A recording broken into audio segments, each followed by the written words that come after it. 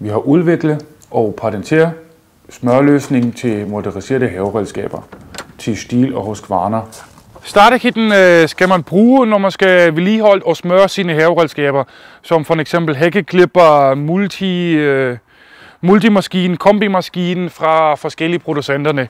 I dag viser jeg, hvordan man hurtigt og nemt skal skifte til vores starterkit. Det første man gør, er skrue selve skruen ud fra vinkelgear.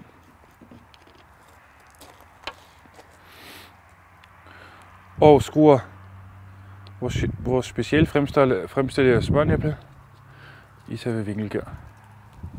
Spænd efter med en passende nøgle, og bagefter bruge vores fedtpresse til smør vinkelgear. En vinkelgear kan se sådan ud som på en hækkeklipper for eksempel, men det kan også se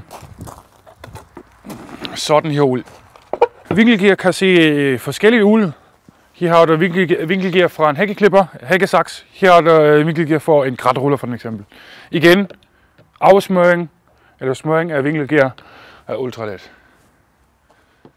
Vi har to kits. Starterkitten og refill-kitten. Vi starter med starterkitten. Starterkit indeholder 3 smørnæppe og en genbrugelig fedtpresse. På bagsiden af starterkitten findes der instruktion, hvordan man skal bruge selve starterkitten. Refill kit indeholder 200 gram fedt, 2 fedtpatroner.